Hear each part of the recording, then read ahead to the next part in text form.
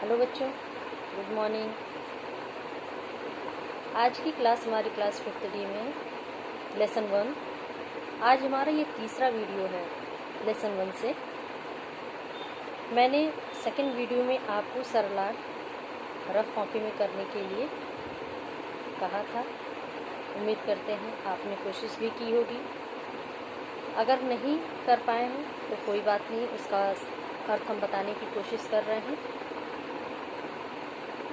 तो शुरू करते हैं सरलार्थ से, जिसमें 2 पार्ट हमने आपको बताया ही था कि आप अपनी बुक में भी देख रहे होंगे। क ख करके 2 पार्ट में कविता की 4-4 लाइनें दी गई हैं अर्थ बताने के लिए। इसको हम पढ़ते हैं और उसके बाद इसका अर्थ आपको बताएंगे। हम भारत का झंडा हिमगिरी से ऊंचा फहरा देंगे, रेगिस्तान बंजरों तक में हरियाली लहरा देंगे। ये हमारी क में दी गई 4 लाइनें हो गई। अब इन 4 लाइनों का हमको अर्थ बताना है। इस कविता में जो छोटे बच्चे हैं वो कहते हैं कि भारत के ध्वज को, ध्वज यानी झंडे को, हिमालय से भी वो ऊंचा फहराएंगे। रेगिस्तान और बंजर धरती, जहाँ पे उपज नहीं होती है, हरियाली नहीं होती है, ऐसी जगहों पर भी वो बच्चे हरियाली लाएंगे और उस बंजर धरती को उपजाऊ बनाएंगे। ख में हमको फिर 4 लाइनें मिली हैं। इसकी बागडोर हाथों में जरा हमारे आने दो, थोड़ा सा बस पाम हमारा जीवन में टिक जाने दो। ये 4 लाइनें हैं। अब इसका अर्थ हम आपको बताते हैं। बच्चे प्रतिज्ञा करते हैं कि जैसे ही इस देश की बागडोर, बागडोर का अर्थ होता है लगाम, बच्चों के हाथों में आएगी, जैसे ही वे जीवन की उतार चढ़ाव तथा परिस्थितियों को समझने लगेंगे, वैसे ही वे इस देश को अधोगति में जाने से बचा लेंगे। तो ये हमारा सरलार्थ के लिए जो कविता दी गई थी उनके अर्थ हमने आपको समझा दिए। अब आगे बढ़ते हैं आगे की प्रश्न की ओर। अगला प्रश्न हमारा भाषा ज्ञान से है। भाषा ज्ञान में हम देखेंगे, दिया है कि जो शब्द जोड़े में बोले जाते हैं उन्हें शब्द युग्म कहते हैं, जैसे आगे पीछे, इधर उधर, बड़े बड़े। अब इसी प्रकार से कहा जा रहा है कि दिए गए शब्दों के जोड़ों यानी शब्द युग्मों को उनके सही स्थान पर लिखो। अब यहाँ पे जो शब्द दिए गए हैं पहले उसको हम पढ़ करके आपको बताते हैं। शब्द हमारा है कामकाज, सड़ा गला, कड़ कड़, ठंडा गरम, मिलजुल, झूठ मूठ, बैठे बैठे, माटी वाटी, ऊंच नीच, हरा भरा, नया पुराना, पल पल।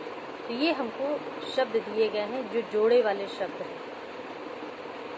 अब इन शब्द युग्मों यानी जोड़े वाले जो शब्द हैं उनको 4 तरह से विभाजित करना है। तो पहला है एक जैसे, यानी इन शब्द जोड़ों में जो शब्द एक जैसे होंगे वो उनके नीचे लिखे जाएंगे। दूसरा है मिलते जुलते अर्थ वाले जो शब्द होंगे उनको उसके नीचे लिखने हैं। तीसरा है विपरीतार्थक यानी विलोम शब्द वाले भी जो शब्द जोड़े होते हैं उनको हम विपरीतार्थक के नीचे लिखेंगे। और सार्थक और निरर्थक ये चौथा हेडिंग हमारा है।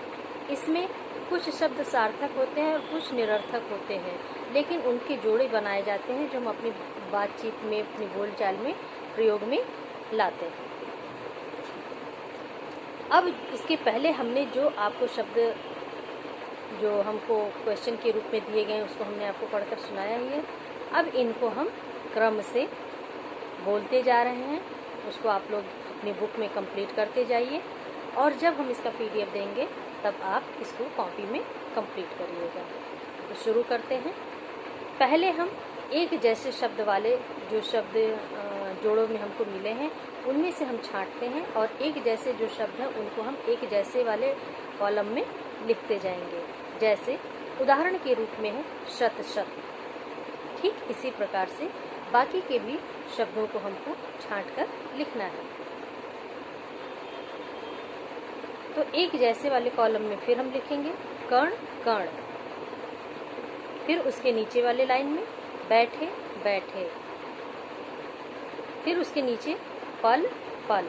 ये हमारा एक जैसे शब्द हैं, इनमें कोई बदलाव नहीं है, दोनों शब्द हमारे समान हैं लेकिन जोड़े के रूप में प्रयोग आए हैं, इसलिए हम एक जैसे वाले कॉलम में इसको हमने लिख दिया। दूसरा कॉलम हमको है मिला मिलते जुलते अर्थ वाले, यानी जो मिलते जुलते अर्थ वाले शब्द मिलते हैं हमको, जो हम अपने बोलचाल में प्रयोग में लाते हैं, ऐसे शब्दों को हम इनके नीचे लिखते जाएंगे। जैसे घर आंगन, उसके नीचे लिखेंगे काम काज, फिर उसके नीचे वाली लाइन में लिखेंगे हरा भरा, और सबसे नीचे वाली लाइन में लिखेंगे सड़ा गला। तो ये हमारा दूसरा कॉलम भी कंप्लीट हो गया। तीसरा हमको मिला है विपरीतार्थक। विपरीतार्थक का अर्थ यानी जो उल्टे अर्थ वाले यानी विलोम शब्द वाले जो जोड़े होंगे उनको हम उनके नीचे लिखते जाएंगे। शुरू करते हैं।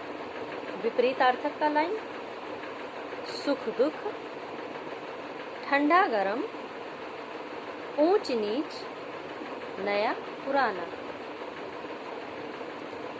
और सबसे अंत में हमको सार्थक और निरर्थक का कॉलम मिला है, उसको हम कंप्लीट करते हैं। चाय बाय, माटी वाटी, झूठ मूठ, मिलजुल।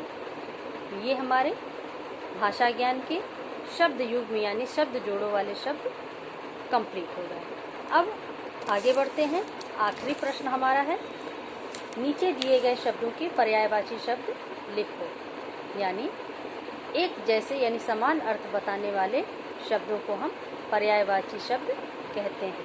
हमको अब इनके समान ही जो अर्थ होगा शब्द समान अर्थ वाले जो शब्द होंगे उनको ही हमें लिखना है। तो पहला शब्द हमको मिला है नफरत। नफरत का पर्यायवाची हम डालेंगे घृणा। दूसरा शब्द है चेतना। चेतना का पर्यायवाची होश भी लिख सकते हैं और बोध भी लिख सकते हैं। तीसरा शब्द है हमारा शपथ।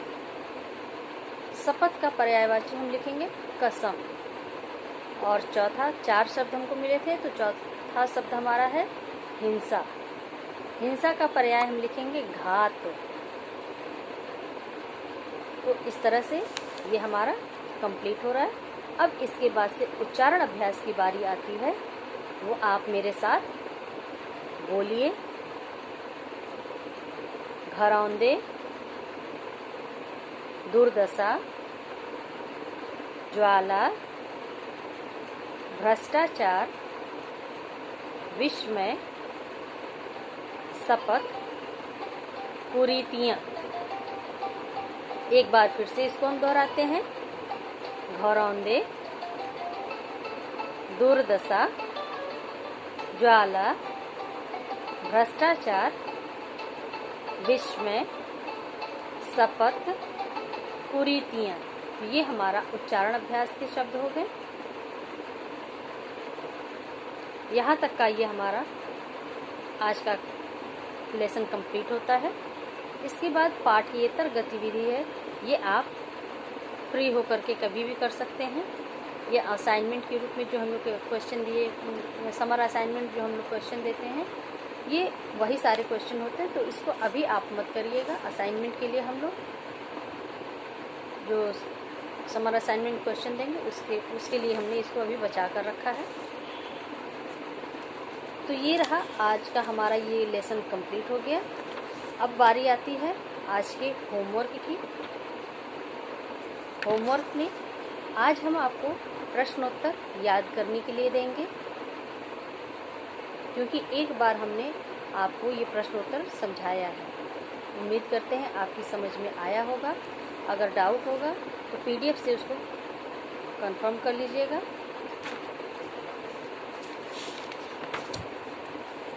एक बार फिर से हम आपको प्रश्नोत्तर को बताने की कोशिश कर रहे हैं ताकि आपको वीडियो से ही याद हो जाए। तो शुरू करते हैं। बच्चे बड़े होकर क्या करेंगे? उत्तर में हमने लिखा है बच्चे बड़े होकर देश के नागरिकों के दिलों से घृणा का भाव मिटाएंगे। दूसरा प्रश्न है वर्तमान समय में देश का कैसा वातावरण है?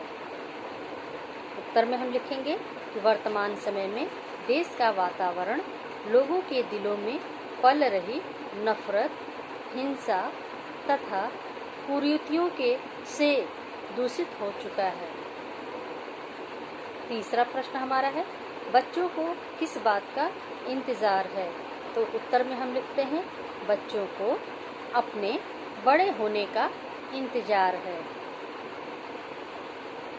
प्रश्न 4 बच्चे किस बात की शपथ खा रहे हैं? उत्तर है बच्चे इस बात की शपथ खा रहे हैं कि देश किसी भी प्रकार की दुर्दशा नहीं सहेगा तथा वे देश में संपन्नता एवं समृद्धि लाएंगे। प्रश्न 5वां प्रस्तुत कविता के कवि का क्या नाम है? एक बार फिर से इस प्रश्न को पढ़ते हैं। प्रस्तुत कविता के कवि का क्या नाम है? यहाँ आप देखेंगे प्रश्न में 2 बार क्या शब्द का प्रयोग किया गया है। एक ही आप लिखिएगा कि प्रस्तुत कविता के कवि का क्या नाम है या प्रस्तुत कविता के कवि का नाम क्या है। ये दोबारा वाला तो सही नहीं लग रहा है। पहला वाला क्या डालिएगा, दूसरा वाला क्या कट कर दीजिए। प्रस्तुत कविता के कवि का क्या नाम है, इस तरह से आप प्रश्न लिखिएगा। तो उत्तर हम लिखते हैं प्रस्तुत कविता के कवि बाल स्वरूप राही जी हैं। तो इस तरह से ये हमारा प्रश्नोत्तर हमने आपको दोबारा मौखिक समझाया है। तो उम्मीद करते हैं आपको कुछ तो समझ में आ ही गया होगा। अगर पूरी तरह से नहीं समझ में आ रहा है तो आप PDF में जब हम भेजेंगे तो उसको लिखने के बाद उसको याद कीजिएगा। तो आज की क्लास को हम यहीं पे समाप्त करते हैं। हमारी अगली क्लास में आपसे फिर से मुलाकात होगी। PDF से आप अपना कॉपी कंप्लीट करके साइन भी करा सकते हैं, लेकिन अभी तो साइन करने के लिए थोड़ा सा प्रॉब्लम होगा क्योंकि अभी ये हम लोग का घर से वीडियो जा रहा है। तो जब स्कूल स्टार्ट होंगे तो हम लोग आपको कॉपी करेक्शन के लिए बोलेंगे। तो आप अपनी कॉपियाँ तब तक कंप्लीट रखिए। हमने आपको पहले भी बताया कि कॉपी कंप्लीट करने से पहले कॉपी पे cover, name, class, phone number भी आप अपना दीजिएगा। तो आज की क्लास हम यहीं पे समाप्त करते हैं। अगली क्लास में हमारी आपसे फिर से मुलाकात होगी।